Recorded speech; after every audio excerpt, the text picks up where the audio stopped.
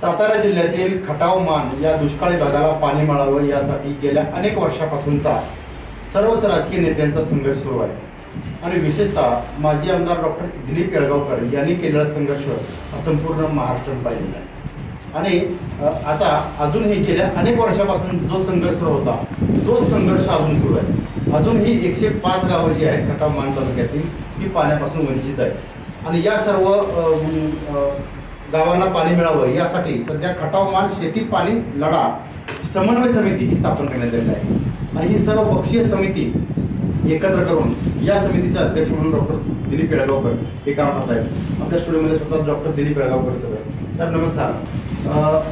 इतका संघर्ष म्हणजे टोकाचा संघर्ष पाहायला मिळतोय महाराष्ट्राला खटाव मानची ही दुरावस्था का झाली सर? सांगली जिल्ह्यामध्ये जे पाणी गेलं हे सांगली जिल्ह्यामधल्या ज्या मोठ्या लढाया झाल्या पाण्यासाठी त्यामध्ये ज्या त्यांनी आटपाडीला याला ज्या शेती पाण्यासाठी मोठ्या सभा घेतल्या लढा उभा केला त्यामध्ये सगळ्या पक्षाचे सगळे नेते यांनी मंत्री असताना सुद्धा आबा जायचे, जयंत पाटील जायचे, पतंगराव कदम जायचे आणि तिथं सर्व पक्ष एकत्र येऊन त्यांनी पाणी लढा दिला आणि जास्तीत जास्त काळ हा सांगली जिल्ह्याकडे पाटबंधारे खात्यात राहिलं। पाटबंधारे खात्यात देखील सांगली जिल्ह्याचं वर्चस्व जास्त राहिलं। त्यामुळे आपण बघतो की धरणं सातारा जिल्ह्यात आहेत पण पाणी सातारा जिल्ह्याला फारसं न मिळता सांगलीकडे जास्त गेलं। हा त्यांनी जो लढा उभा केला ते जे एकत्र आले त्यामुळे झालं। हे सातारा जिल्ह्यात नाही झालं। सातारा जिल्ह्यातले सगळे नेते मंडळी ही एकत्र यासाठी कधी आली नाही। खरं म्हणजे सातारा जिल्ह्याला 2 वेळा कृष्णा खोरे मिळाले, 2 वेळा मंत्रिपद मिळालं, तरी सुद्धा एकत्रितपणे लढा जो द्यायला पाहिजे होता संपूर्ण जिल्ह्याचा विचार करायला पाहिजे होता। ज्यांनी त्यांनी काय केलं आपापल्या भागाचं पाठवलं आणि मग खटाव मानला या बाबतीत फारसं आक्रमकपणे जिल्ह्याने मांडलं नाही। आम्ही लढलो पण आमच्या पाठीशी जिल्हा उभा राहिला नाही आणि त्यामुळे ही अवस्था झाली। खरं तर खटाव मान शेती पाणी संघर्ष लढा समन्वय समिती आहे। कोणतं पाणी मिळावं असं तुम्हाला तुमच्या अपेक्षा आहे? कोणते गाव आता खटाव मानसाठी उरमोडी उपसा सिंचन योजना, जिहे कटापूर उपसा सिंचन योजना, काळी उपसा सिंचन योजना आणि आता आमची मागणी आहे ती ब्रह्मपुरीसाठी ज्यादा उपसा सिंचन योजना घ्यावी। कारण खटाव मानची 105 गावं अशी आहेत की ज्याला कुठूनही पाणी मिळत नाही, कुठलीही योजना त्यामध्ये अंतर्भूत नाही आहे। त्यामुळे ही 105 गावं जर करायची असतील तर आणखी एक 16 सारखी एक जादा धरण जावली तालुक्यामध्ये जे प्रस्तावित आहे त्याचा एक विचार व्हावा अशा तऱ्हेची मागणी। कालची बैठक झाली तुमची समन्वय समितीची, त्यात कोणते मुद्द्यावर चर्चा झाली, कोण उपस्थित होतं? या बैठकीला मी स्वतः होतो, माझे आमदार प्रभाकर गारगे होते, अनिल देसाई होते, रणजित देशमुख होते, तहसील कदम होते, रासपचे नेते होते, गारळे साहेब म्हणून एक निवृत्त कार्यकारी अधिकारी होते, नंतर दोन्ही शेतकरी संघटना होत्या स्वाभिमानी आणि राजू शेट्टींची, त्यांचे अनिल पवार होते, संजय भगत होते आणि काही इतर कार्यकर्ते यामध्ये शिवसेनेचे होते, काँग्रेसचे होते, म्हणजे सर्व पक्षाचे होते। फक्त राष्ट्रवादीचे जे प्रमुख नेते या खटाव मानमधले आहेत त्यांना मी 2-2, 3-3 वेळा निमंत्रण दिली, फोन केले तरी ते आले नाही। हे मग आमचं दुर्दैव आहे। आता पुढचा प्लॅन कसा असेल? कारण कृष्णा जो पाणी टंचा गावात जो आहे जो वादग्रस्त विषय आहे तो काय नक्की विषय आहे आणि तुमची मागणी काय आहे? कृष्णा पाणी तंटा लवादानी म्हणजे लवाद नंबर 2नी पहिल्या लवाद 1नी 594 TMC पाणी हे आपल्याला दिलं होतं महाराष्ट्राला। तर 594 TMC पाण्याचा वापर आपण लवकर करू शकलो नाही, पुन्हा मुदतवाढ मिळाल्या झालं, परंतु त्यामध्ये सुद्धा पाणी वाटप करताना जिल्ह्याचा नीट त्यामध्ये अंतर्भाव झाला नाही। म्हणून कृष्णा तंटा पाणी लवाद 2 हा स्थापन झाला। त्यामध्ये महाराष्ट्राला 84 TMC पाणी हे जादा द्यायचा निर्णय झाला, परंतु याच्यावर खालची कर्नाटक, आंध्र आणि हे इकडची जी राज्य आहेत ती सुप्रीम कोर्टात गेली आणि त्यांनी या लवादाच्या निर्णयाला स्थगिती आणली आणि ही स्थगिती गेली 10-15 वर्ष तशीच आहे, 10-12 वर्ष। ही स्थगिती जोपर्यंत उठत नाही तोपर्यंत खऱ्या अर्थानं या योजना पूर्ण होत नाही। कारण सातारा जिल्ह्यातली किंवा सांगली जिल्ह्यातली किंवा सोलापूर जिल्ह्यातली एकही योजना पूर्ण नाही, सगळ्या अपूर्ण आहे। पाणी कमी आहे आणि मग हे पाणी वाढवून जर मिळायचं असेल तर हे 84 टीएमसी पाणी हे मिळालं पाहिजे आणि त्याचं वाटप सुद्धा समन्यायी पद्धतीनं झालं पाहिजे ही आमची मागणी आहे. कारण पाणी वाटपासाठी महाराष्ट्र शासनाने एक कायदा केलेला आहे ज्याला वॉटर डिस्ट्रीब्युशन ऍक्ट 2003 असं त्याचं नाव आहे. त्यामध्ये स्पष्ट म्हणलेलं आहे की एका उपखोऱ्यातून पाणी दुसऱ्या उपखोऱ्यात नेता येणार नाही. त्या उपखोऱ्याला पाणी प्राधान्य दिलं पाहिजे, राहिलेलं मग इतर ठिकाणी दिलं पाहिजे. दुसरं म्हणजे दुष्काळी भागाची सुद्धा त्यांनी 5 भाग केलेले आहेत. पहिला जो हे आहे ते अति तुटीचं खोरं म्हणून त्यांनी जाहीर केलं की ज्या खोऱ्यामध्ये पाण्याची प्रचंड तूट आहे आणि खोर फार मोठं आहे त्याला अति तुटीचं खोरं म्हटलं. दुसरं तुटीचं खोरं, तिसरं समप्रमाणातलं खोरं, चौथं विपुल खोरं आणि 5वं अति विपुल खोरं. त्यामुळे पाणी वाटप करताना पहिला प्राधान्य हे अति तुटीच्या खोऱ्याला दिलं पाहिजे. आणि अति तुटीचं खोरं जर तुम्ही बघितलं तर येरळा खोरं आणि अग्रणी खोरं हे 2च खोरी अति तुटीची खोरी. मग या 2 खोऱ्यात पाणी वाटपाचा निर्णय आधी व्हायला पाहिजे होता. आमचा खटावमान हा अति तुटीच्या खोऱ्यातला आहे, त्याचा विचार नाही झाला. शासन तुम्ही निर्णय करता, तुम्ही कायदा करता आणि ह्या कायद्याचं तुम्हीच उल्लंघन करता. पण हे लोक सातारा जिल्हा हा जास्तीत जास्त महाराष्ट्रात राष्ट्रवादीच्या मागून राहिलेला आहे आणि हे पाटबंधारे खातं अनेक जास्तीत जास्त वेळा राष्ट्रवादीकडेच राहिलेलं आहे, थोडंफार प्रमाणात इतर पक्षाकडे राहिलं. पण ज्या जिल्ह्यांनी या पक्षाला प्रचंड ताकद दिली महाराष्ट्रात त्याच जिल्ह्यावर अन्याय होतोय आणि हा आमचा खऱ्या अर्थाने यातला विषय आहे. टेंबू योजनेचं पाणी किती मिळते खटाव तालुक्यात? टेंबू योजना ही 22 टीएमसीची योजना आहे आणि सातारा जिल्ह्यातली योजना आहे. कृष्णा नदीवरची. टेंबू हे आगरकरांचं गाव, त्यामुळं टेंबूचं पाणी हे प्राधान्याने सातारा जिल्ह्याला मिळालं पाहिजे. तुम्ही टेंबूची जर प्रस्तावना पाहिली पुस्तकातली शासनाच्या तर त्यामध्ये स्पष्ट उल्लेख आहे की सातारा, सांगली आणि सोलापूर या 3 जिल्ह्याच्या केवळ दुष्काळी तालुक्यासाठी आणि त्यात पहिला जिल्हा सातारा घेतला. मग 22 टीएमसीचं वाटप हे समन्यायी पद्धतीनं आणि अति तुटीच्या खोऱ्यात करताना किमान 5 ते 7 टीएमसी पाणी आम्हाला त्यावेळी द्यायला पाहिजे होतं. ते दिलं 0.1 टीएमसी. त्यांना घ्या 22 टीएमसी पैकी 0.1 टीएमसी आणि ते सुद्धा कराड तालुक्याच्या फक्त 2 गावांना मिळतंय. हे जिल्ह्याला खटाव मांडला तर 0 पाणी. मग पहिलाच निकाल जो आमच्यावर अन्याय झाला टेंबूच्या बाबतीत तो त्यावेळी झाला. आता पुन्हा 8 टीएमसी पाणी टेंबूचं वाढवून मिळालं आपल्याला कारण पाईपलाईननी पाणी आपण देतोय.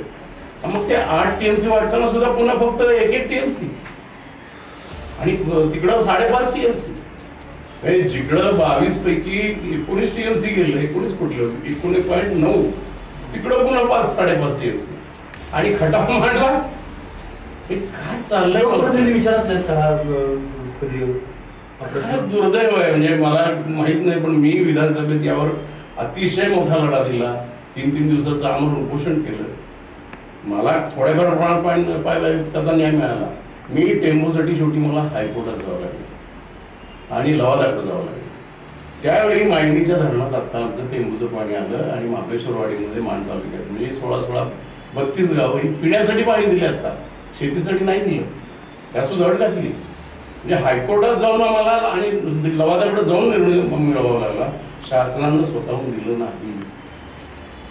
उरमोडीचं जो तुमची मागणी आहे, उरमोडीचं जो टप्पा क्रमांक 2 पासूनचे बंदिस्त पाईपलाईन ती काय नक्की मागणी? उरमोडी हे धरण असं आहे की ज्याला स्वतःचा वितरण व्यवस्था नाही, स्वतःचा मुख्य कॅनल नाही. उरमोडी धरणाच्या आणि कणेर धरणाच्या मध्ये डोंगर फोडून बोगदा काढून उरमोडीचं पाणी कणेरमध्ये आलं आणि कणेर कॅनॉल आणि अडफळ कॅनॉल यांनी हे पाणी वितरित केलं. आता हे दोन्ही कॅनॉल सांगलीकडे जातात आणि कणेरचं पाणी सांगलीला मिळतंय. म्हणजे जे उरमोडीचं पाणी कणेरमध्ये येतंय त्यातलं सातारा जिल्ह्याला किती मिळतंय? आम्हाला हार्डली 1.5 ते 2 महिने पाणी मिळतं 8वा योजना असून. मग इतके बाकीचं पाणी जातं कुठं? हे बाकीचं पाणी शोध घ्यायला पाहिजे ना. आमचा आरोप आहे की आम्हाला खरं म्हणजे उरमोडी योजना खटाव, मान आणि सातारा तालुक्यातला काही भाग एवढ्यासाठीच मंजूर आहे. आपण उरमोडीची हे बघा 10.5 टीएमसी उरमोडी, आम्हाला किमान 8 टीएमसी पाणी मिळायला पाहिजे उरमोडीचं. अजून उरमोडीची वितरण व्यवस्था नाही. अजून उरमोडीचे फक्त मुख्य कॅनॉल खटाव मानमध्ये झाले, त्याची वितरण व्यवस्था म्हणजे चाऱ्या पोटचाऱ्या काही नाही. ही पाणी चळवळ लोकांचं का अजून तेव्हा उठाव होत नाही लोकांच्या? काय झालंय, उठाव करायला एखादा गेला की जो सत्ताधारी पक्ष आहे तो आक्रमकपणे विरोधात उभा राहतो. आता हा लढा सुद्धा आम्ही सगळ्यांना घेऊन करायचा निर्णय केला आणि अचानक परवा टेंबूची हे झाली, घोषणा झाली आणि मग काही त्या पक्षाला किंवा सत्ताधारी त्या मंत्र्यांना मानणारे लोक आहेत ते आमच्यापासून दूर गेलेले आणि आमच्यावर आरोप करायला लागले की हे डॉक्टर हे करतायत, नौटंकी करतायत. आता काय ह्या नौटंकी आहे? मला तर 1 इंच सुद्धा जमीन नाही. हा महाराष्ट्रात असा माझा एकमेव आमदार असेल मी की ज्याला स्वतःची शेतीच नाही. मग मी कशासाठी मरतोय? आणि माझा तालुका फोडलाय 3 ठिकाणी. त्यामुळे आमदारकीची सुद्धा मला हे फार फार कमी आहे, तरी मी लढतोय. मग यावेळी सगळ्यांनी खरं हे केलं पाहिजे. परंतु सत्ताधारीतली काही मंडळी, आता मागे सुद्धा तुम्ही बघा, मी आमदार असताना सातारा जिल्ह्याच्या जिल्हा परिषदेने ठराव केला होता, एकमुखी ठराव झाला होता, सगळे जिल्हा परिषद सदस्य की जिल्ह्यातलं पाणी पहिल्यांदा जिल्ह्यात द्या. आणि तो ठराव त्यांनी वर पाठवला आणि 1 दिवसाचं त्यांनी लाक्षणिक उपोषण कलेक्टर ऑफिसरवर ठरवलं. तुम्हाला आश्चर्य वाटेल, 67 सदस्यापैकी फक्त 21 सदस्य उपोषणाला बसले, लाक्षणिक उपोषणाला. बाकी सगळ्यांच्यावर दबाव आला आणि पळाले सगळे. म्हणजे लढा उभा राहिला की तो फोडायचा. तोडफोड ही इंग्रजांची नीती वापरली जाते या खटाव मांडच्या बाबतीत. राष्ट्रवादी सत्ताधारी कोण जे असेल ते. झे कटापूरची योजना आहे, आता काय पंतप्रधानांनी निधी काय मंजूर केला, त्याचा काय फायदा होईल असं वाटतं? आता कसं आहे की एक बाजू म्हणते निधी मिळाला, सत्ताधारी आज जे आहेत त्यांच्या हातात त्या जलसंपदा खाता ते म्हणते पैसा मिळाला. आता यात खरं कुणी हे करायचं? सत्ताधारी म्हणजे पूर्वीचा सत्ताधारी पक्ष होते, आम्ही दिले, वर्ण केंद्रात सांगितले आम्ही दिले, आणि इथं महाराष्ट्रात मध्ये कुठं लोकात आहेत की काय आम्हालाच काय कळत नाही. पण मी आता काय विधानसभेत नसल्यामुळे मला अधिकृत माहिती मिळत नाही. पण ही योजना केंद्र सरकारनं पंतप्रधान सिंचन योजना घेतलेली आहे हे मात्र नक्की खरं आहे, आणि त्यावर पैसे हे मिळालेलेच असणार. आता ते काय झालं ते काय मला कळत नाही.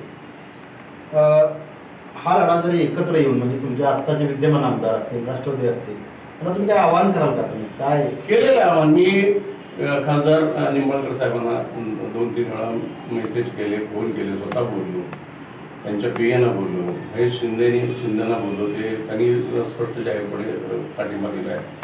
गोरे साहेबांना मी निरोप पाठवला, कारण त्यांचा मोबाईल स्विच ऑफ असल्यामुळे त्यांच्या पीएला निरोप पाठवला, त्यांच्याही विचार टाकला, शेखर गोरेंना पाठवला. नंतर मोहिते पाटील ते सध्या विधान परिषदेवर त्यांना पाठवला, जानकर साहेबांना पाठवलं, नंतर पडळकरांना पाठवलं. अशा सगळ्यांना मी यामध्ये अंतर्भूत करण्यासाठी खरं म्हणजे मी म्हटलं होतं की तुम्ही कुणीही नेतृत्व स्वीकारा, मी तुमच्या हाताखाली काम करतो.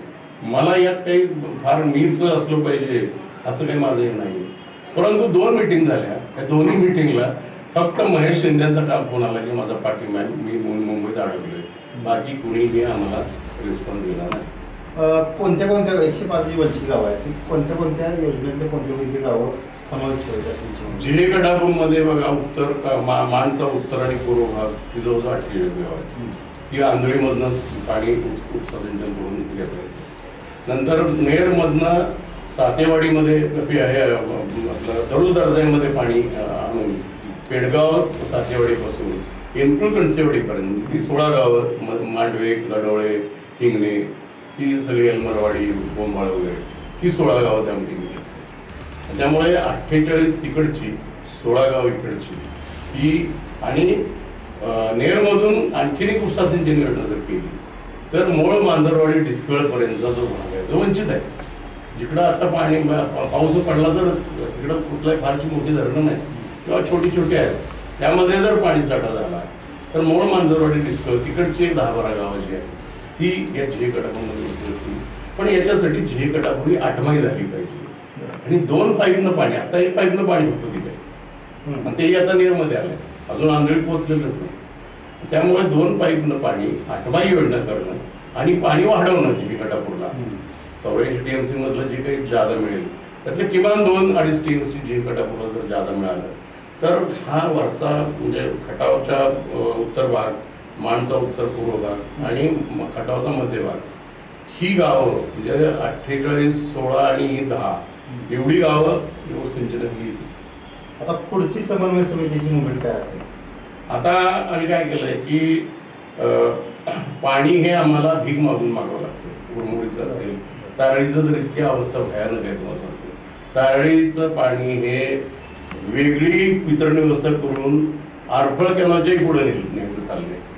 म्हणजे तारळी खटाव मांडला मिळेल का इथून पुढे घ्यायचं.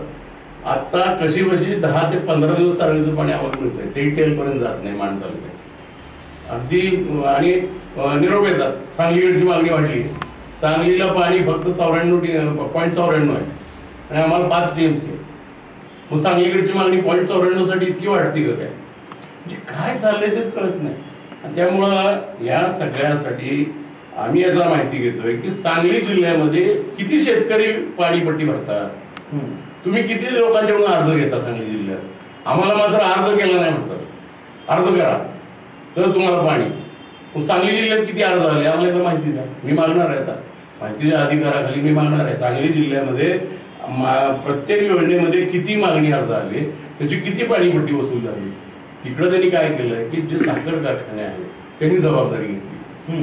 तशी काल आमची चर्चा झाली, विशेषतः यामध्ये धैर्यशील कदम त्यांनी अतिशय चांगली भूमिका घेतली. त्यांनी वर्धन तर त्यांनी असा मुद्दा मांडला की जसं सांगली जिल्ह्यामध्ये साखर कारखाने वीज बिल भरतात, पाणीपट्टी भरतात, तसं आपल्या भागातले 3 कारखाने आता आहेत सध्या. गोपूज आहे, वर्धन आहे आणि पडळचा खटाव मान आहे.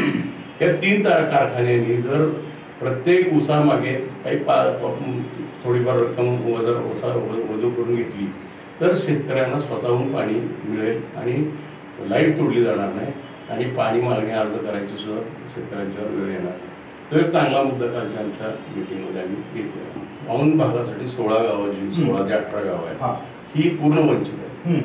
उरमोडीची रचना करताना ती गावं क्रमे त्यात घेता आली असते, परंतु उरमोडीची रचना थोडीशी त्यावेळी खटाव मानवावर अन्याय करण्यात आले. त्यामुळे औंध परिसरातली जी गाव आहे त्यासाठी ब्रह्मपुरीची योजना आम्ही मांडलेली आहे. त्याचा सर्वे झालाय. 110 कोटीमध्ये ती योजना होऊ शकते आणि 18 गावं ओळीच्याखाली येऊ शकतात. फार रक्कम नाही आणि त्यामुळे ती एक योजना होणं गरजेचं आहे. आणि टेंभूमध्ये जो शेवटचा टप्पा आहे घाणणपासून पाणी आणखीन 15 मीटर वर उचलायचं, त्यामध्ये मायणी परिसरातली गाळेवाडी किल्लेडोनपासून अगदी दगडवाडी धोंडेवाडीपर्यंतची गावं आणि मान तालुक्यातल्या गावामध्ये खाली जी आमच्या तालुक्यातली 2 गावं आहेत तरसवाडी गारुडी ती आणि कुकुडवाडपासून अगदी शेनवडीपर्यंत आणि इकडे वेरळीपर्यंत ही 16 गावं आणि ही 18 म्हणजे ती 34 गावं ही टेंबू खाली येऊ शकतात. आणि त्यासाठी आम्हाला 5 TMC पाणी द्यायला पाहिजे. ते आता 2.5 दिलं.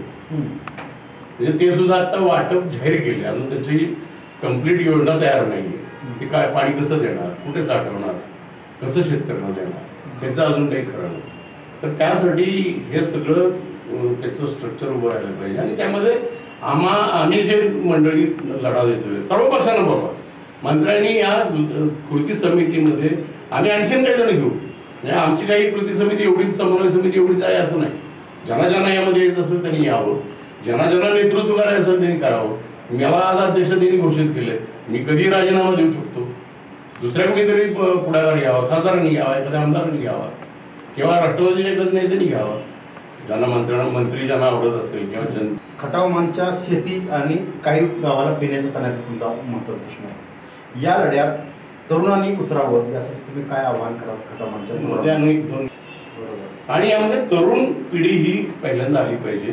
कारण काय झालंय की तरुणांचा उठाव हा खऱ्या अर्थानं जास्त होऊ शकतो. आणि म्हणून तरुण आता जी आमची समन्वय समिती तुम्ही पाहिली त्यामध्ये मॅक्झिमम तरुण आहेत. आम्ही काय मोजके 4-5 जणच यामध्ये जुने लोक आहोत.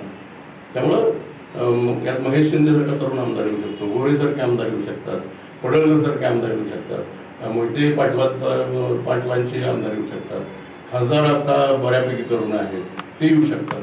त्यांनी यावं नाही यामध्ये, जानकरांनी यावं, सदा खोतानी यावं, त्यांनी इकडे निवडणूक लढवली, सगळ्यांनी यात यावं ना. आणि शेवटी जो पाणी देईल त्याला लोक डोक्यावर घेतील, ज्याचं नेतृत्व हे होईल म्हणजे काय मीच करू शकतो आणि माझाच हा हे आहे असं काही माझं नाही. पण दुर्दैवाने एखादा लढा उभा राहिला तर त्यामध्ये काहीतरी विघ्न घालून, हा पाय आडवे घालून तो लढा थांबवू नये एवढी माझी हात जोडून सगळ्यांना विनंती. समन्वय समितीचा लढा आहे, बरोबर आहे.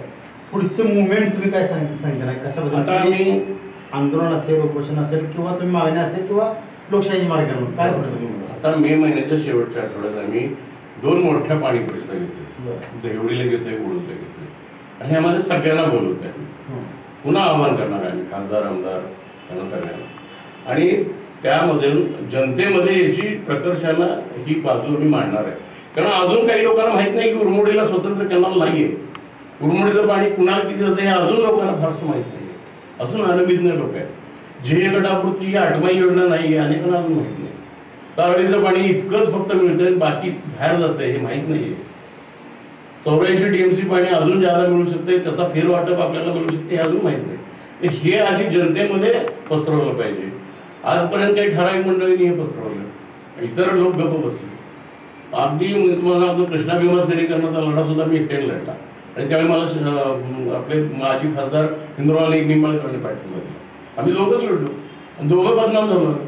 पण ते जर झाली असती योजना तर 100 TMC पाणी या जिल्ह्यातनं बाहेर गेलं असतं आणि मग ही कुठलीही योजना आमची झाली नसती. पण हा विषय लोकांनी समजून घेतला नाही. प्रमोद महाजनने समजून घेतला. उडूला माझ्या प्रचाराला वेळेला प्रमोदजी आले होते आणि प्रमोदजी सरळ सांगितलं, मी माझा विरोध होता तो बोगद्याला होता, पाणी घ्यायला विरोध नव्हता. 94 किलोमीटरचा बोगदा आणि 1000 फूट खाली खटावमानच्या असा तो बोगदा होता. तर बोगदा न काढता तुम्ही आमच्या हा नदीजोड प्रकल्प होता. नदीजोड प्रकल्पात तुम्ही दुष्काळी नद्या जोडायच्या होत्या. मग कृष्णा नदीला एकदम तुम्ही निरा नदी जोडताय, मध्ये येरळा आणि माणगंगा का सोडताय? मग पाणी ओढलं नाही. ही माझी मागणी. म्हणजे माझा त्या योजनेला विरोध नव्हता, माझा त्या बोगद्याला विरोध होता. आणि त्यामुळे ती जर तशा पद्धतीनं झाली असती तरी आमचं दुखणं भागलं. येरळा माणगंगा जर 8माही वाहती राहिली असती, कारण आमच्याकडे पाऊस किती पडतो तुम्हाला माहिती आहे. आणि पावसावर्षी त्यावरून पुन्हा आता हा अवकाळी पाऊस, त्यामुळे आम्हाला हक्काचं पाणीच मिळत नाही ना. आम्ही उंचावर आहोत आणि उंचावर असल्यामुळे आम्हाला उपसा सिंचनाशिवाय पर्याय नाही. आणि म्हणून आमचा त्या योजनेला सुद्धा असा विरोध होता की तुम्ही बोगदा न काढता वर्ण उचलून पाणी द्या आणि पुढं पाणी पार ते भीमा नदी, सीना नदीपर्यंत जाणार आहे. आणि त्यामुळे त्यांच्यावर तुम्ही वीज बिल बसवा ना किंवा सोलरवर करा ही योजना. म्हणजे कृष्णा भीमा स्थिरीकरण ही सोलरवर केली असती तरी वीज बिलाचा प्रश्न येत नव्हता. अशा तऱ्हेनं चांगल्या मागण्या मागून सुद्धा त्याला सगळ्यांनी पाठिंबा दिला नाही, वरिष्ठांनी त्याचा न्याय दिला नाही आणि केवळ डॉक्टर म्हणतोय ना ह्याची जिरवा ह्या पद्धतीने या लढ्याचा अर्थ मागे झाला. आज मला काल समाधान झालं की बऱ्यापैकी सगळ्या पक्षाची दुसऱ्या फळीतली मंडळी आमच्याबरोबर आली. पहिली फळी कधी येईल तिची आम्ही वाट बघतो. इथून पुढच्या या समन्वय समितीचा संघर्ष सुरू राहील असं मत आपण व्यक्त केलेलं आहे. आणि महत्त्वाचं म्हणजे पाणी जी खटावमानच्या पाण्यासाठी पाणी परिषद जी आहे ती लवकरच होणार आहे असं डॉक्टरांनी सांगितलेलं आहे. आणि खटावमानला लवकरात लवकर चांगलं सर्व योजनेचं पाणी मिळावं यासाठी ही संघर्ष समितीने नक्की चांगलं रिझल्ट आपल्याला नक्की देईल. डॉक्टर साहेब, तुम्ही आमच्याशी बोललात, धन्यवाद.